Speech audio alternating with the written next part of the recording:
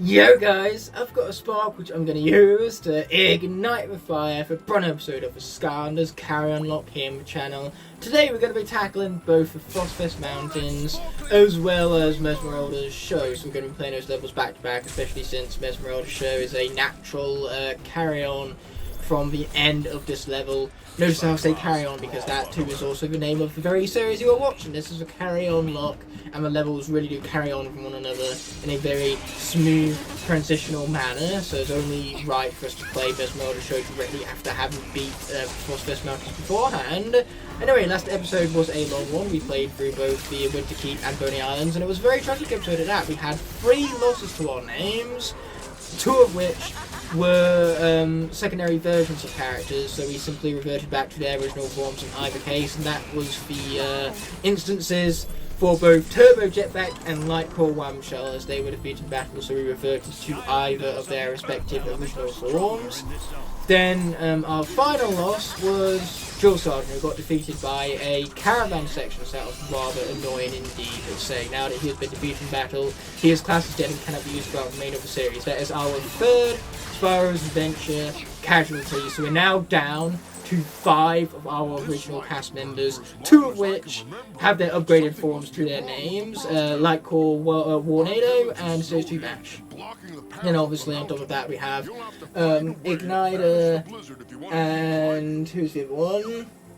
I haven't looked at my Skylanders now. Igknight and Stump Smash are still around if there are usable ones. There's Zap who's also around, but he's guaranteed to make his way all the way up to Trap Team, because we can't even utilize him in this game. Every single time we put Zap onto the portal, for some reason it's crashing the game, which has made Zap completely inaccessible to us throughout the rest of the Swap Force portion of Carry-On Locke. It's rather annoying, but it's nothing that we can't compensate for with the utilization of his fellow water compatriots, or compadres I should say, Whamshell and Washbuckler.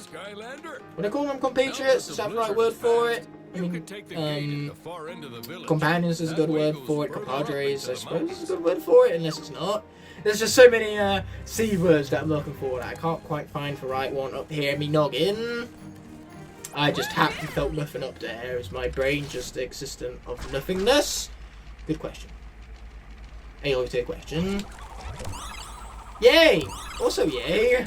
I'm awesome. Okay, here we go. A little concentration went a far way, and now with all of that, we get to earn some money for our good friend Flashwing here, who so far has definitely been MVP of the carry-on Locke. Every single instance where Flashwing has been placed in that portal, any enemies that were remaining on screen, all of a sudden weren't. It's a bit like she's incredibly broken or something like that.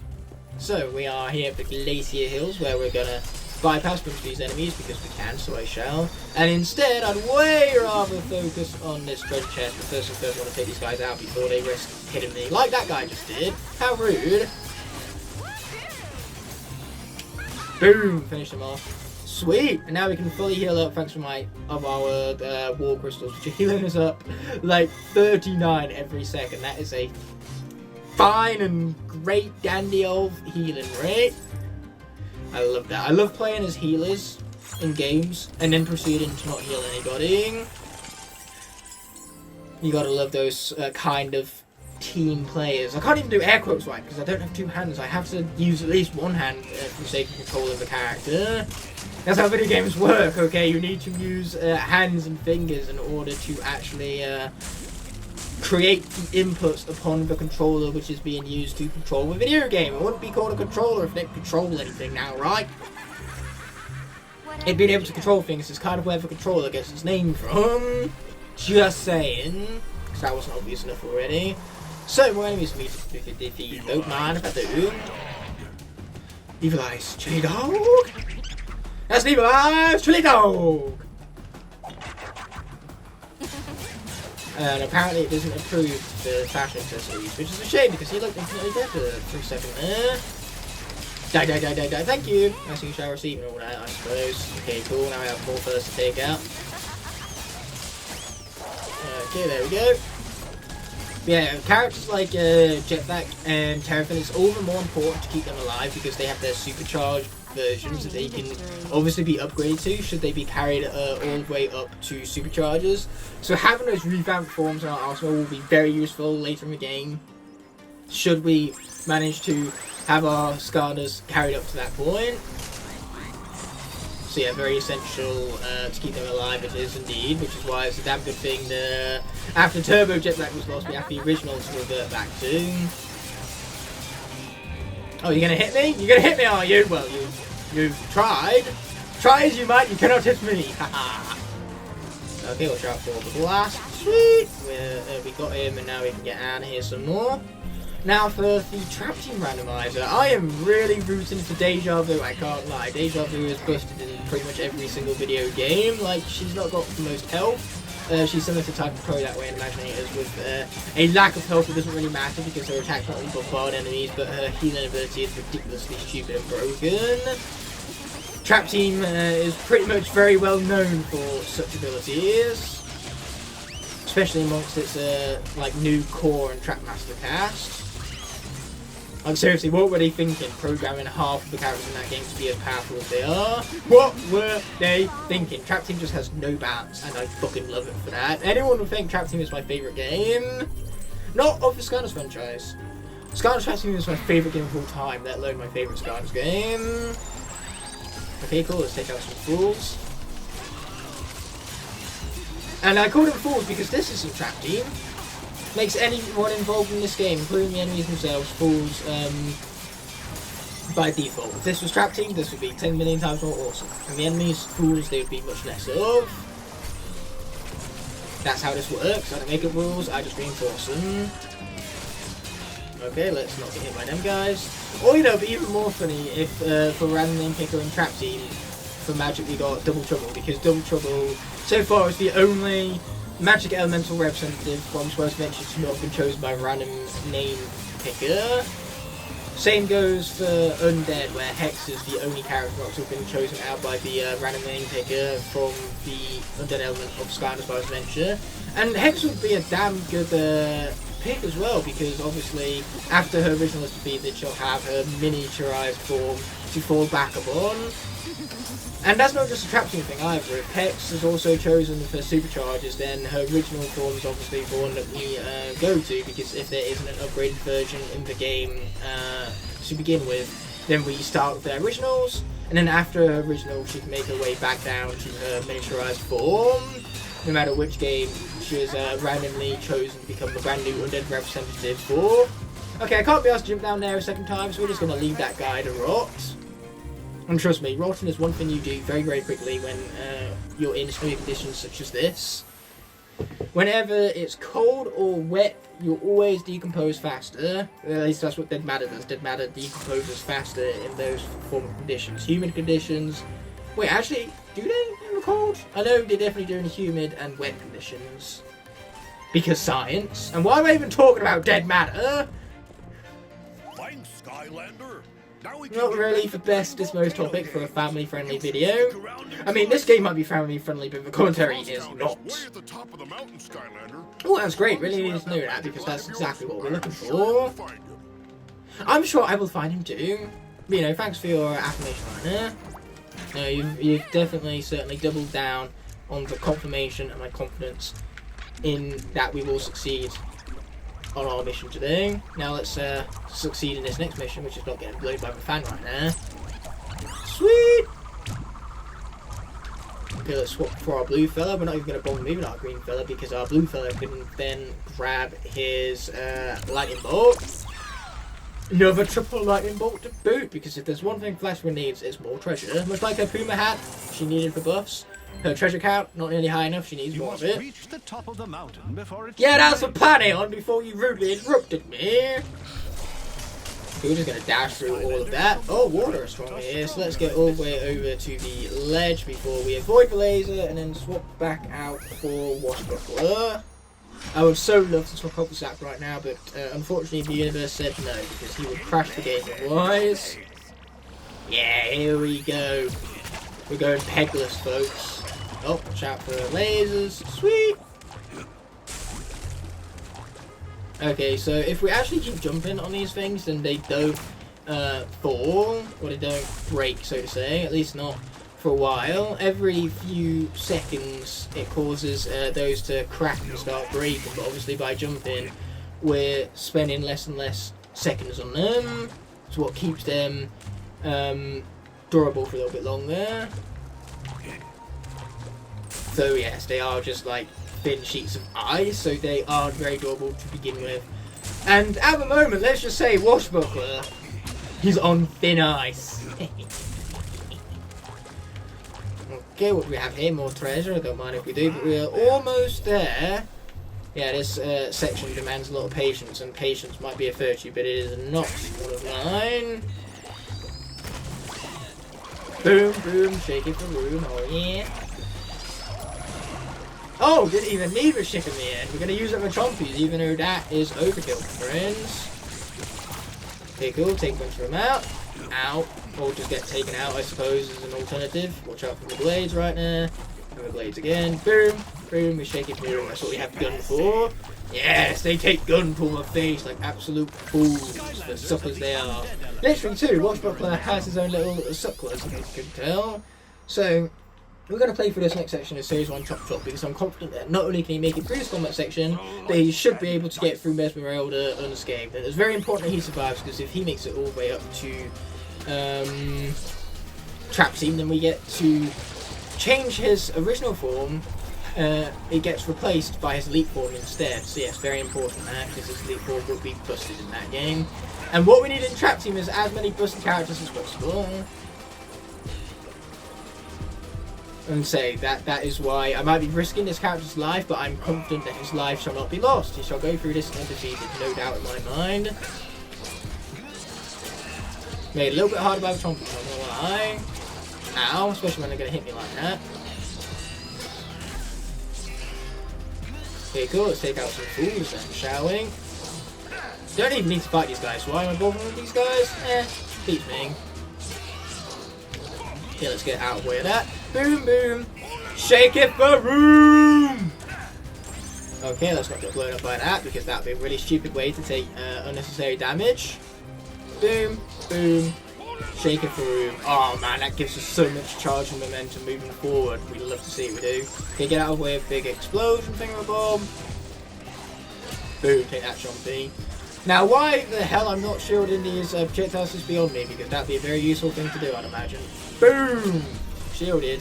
Told you so. Useful indeed. Ow! And that one I'm just kind of going to take to the face, because I'm an idiot, is why. So we're going to save that food for in a bit, in case I wind up needing it later. Yeah, it's very useful how much damage these sword swings deal. Very useful indeed. Boom, boom. Okay, let's get out of there, which, you know, means we need to cancel our attack. Boom! Oh, that's a lot of damage right there. Oh, we didn't quite get to him in time, but him we did. Boom, boom. Shake it for room. Oh, I'm just short of being able to stab that guy multiple painful times. Anyway, we've almost fully healed up just by defeating enemies with our sword ability right here. That is going absolutely nowhere. Okay, cool. We have completed the elementalist objective. That's pretty neat. Boom, boom. Shake it for room. Oh yeah. Wow, he's dead. That was fast. Not that I'm complaining. Right there, mind you. Okay. Oh, it's going to be so refreshing if we get through this without any defeats, especially after we had so much loss in the previous episode. Luckily for us, Chop Chop is pretty busted, and he's definitely proven that with this gameplay showcase, to say the least. I could say more, I'm just not, which is why these are being said all the same. Boom, boom. Shake it for room, oh yeah. Okay, finish him off, sweet. Okay, cool, they're gone too. Boom, boom. Oh, he's not dead yet. That's unfortunate. Never mind, he's dead. He's very much dead. And we can bring out all the Mesmeralda fight, which not only can we do it without being defeated, hopefully that is, we might even be able to do it without getting hit a single time. That would be the very pinnacle of glory right there. That would be, But first and foremost, we've got to deal with these objectives. And now that we've done that, what I'm going to do after these stars load up is I'm going to press the A button, and I will see you at the start of Mesmeralda's fight. Okay, it is officially time for one of the coolest boss fights in the entire Two Skylanders franchise. I mean, I think the awesomeness of this fight goes without saying. It speaks for itself. It's really cool, this fight. And it's also really fair. Like, the hitboxes aren't as jank as the Fire Viper and all of these very rhythmic type patterns. So long as you're paying attention, you should be able to predict. And even if you can't predict where everything's going, you have enough time to react to the hazards and get out of the way. You know, in other words, it's just very good level design, this. Boom, baby, let's deal a shit ton of damage all at once, but man, am I missing my undead buff right about now. Those attacks were dealing more or less double damage beforehand, and now, not so much. Doesn't change the fact that Chop Chop, however, is still incredibly busted, and we love to see it, we do. We love to see it! Please hold your applause till the end. There's still a lot of show to go with scads of surprises in store. Yeah, am I looking forward to this show? Absolutely looking forward to this show. This is the most show we talk about here. It's a legendary show, and that. Okay, here we go. What do we have? Well, we have more of the same, actually. I did mention earlier about how arithmetic is sketch. So you stay in rhythm with the music, and you can not only predict patterns, but you can react to them in the moment. At the end of the day, like with music like this, you also remain invested in the boss fight, which is really great for concentration, because really that's all you need in order to do well at this fight. If you concentrate, you'll be fine. Boom, boom, shake it for room. So watch out for the exploding finger bob, sweet. And now we're gonna hit him some more, and hit him some more. Next phase, here we come. So far so good, not been hit a single time, and all what we need to do is keep that up. How hard could it be? I'm not asking for much, am I? Right, here we go. Bring on puppetry. There we go. Alright, that's, yeah, sure thing. Mesmeralda, sure thing. Okay, almost ran straight into that puppet right there, but luckily for me, almost doesn't count now, does it? Okay, sweet. Yeah, those guys, they give you so much time to get out of the way. It's very convenient. Even a slow character such as Chop Chop has no problem avoiding them. Which is, again, what makes this fight as fair as it is.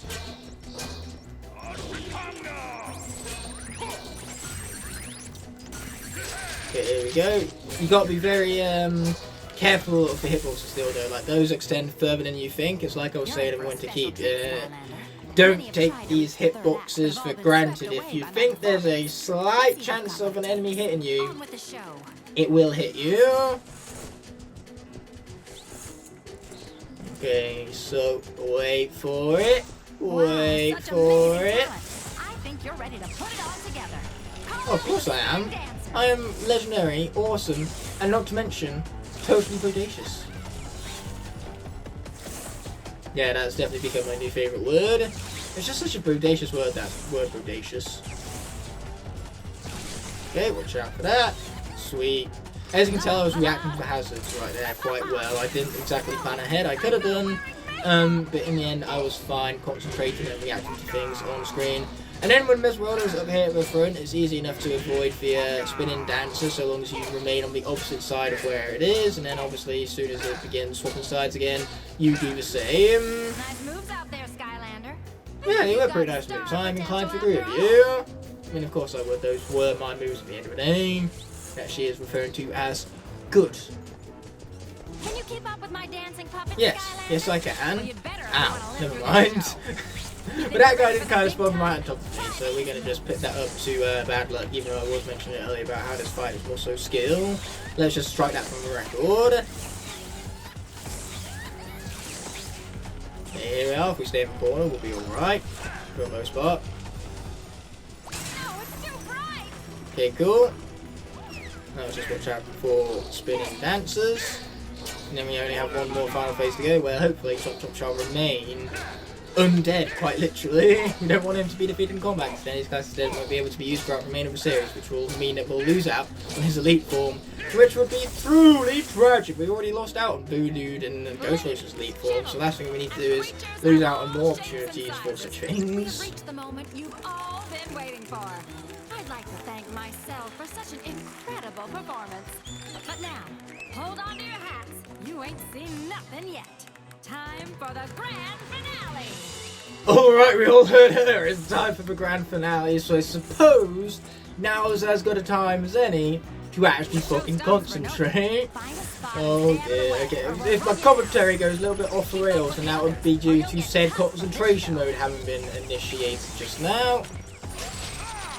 Okay, cool, I didn't hit anything by some miracle. Call it luck or whatever, but the point is I'm not getting hit, so I don't care whether it's luck or whatnot. Not getting hit is all that matters.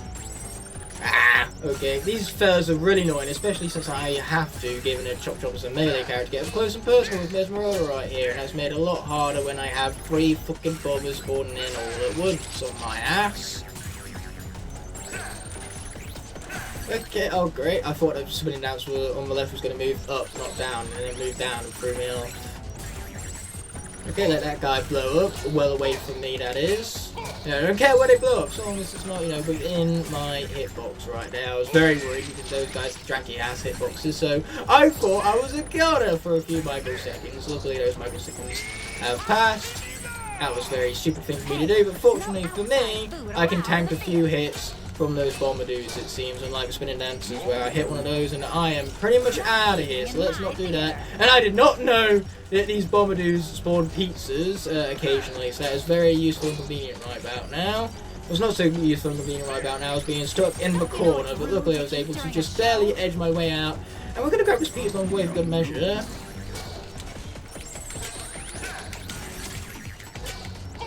You know what, I'm going to tap that hit because the pizza healed me up enough to where that really did the job there in the end. It was close, but close doesn't count. Let's fucking go. We finally got through an episode with no defeats, and don't get used to it because this is probably the last What Wars episode we're going to have without any of said defeats. Now obviously we miserably failed no damage taken objective, but really the one we was gunning for the whole time was no Skylanders defeated, which we did in fact earn successfully. We take those, and now I will see you back at the hub world, which once again I can't remember whether it's Woodbury or Woodborough. It's one or the other. Obviously Walking Dead has my is on the tongue because I'm pretty sure Woodbury is Walking Dead actually, and then Woodborough is therefore Skylanders. Okay, that's enough of me getting confused about the name of the hub world in this game. We're actually here as opposed to where we're usually found when we spawn back into the hub world, because in the next episode, rather than going straight into Phantasm Forest, we're going to be tackling the 2 adventure pack levels, and that's obviously going to be kicked off by Tower of Time. Let's get that onto the portal and prepared.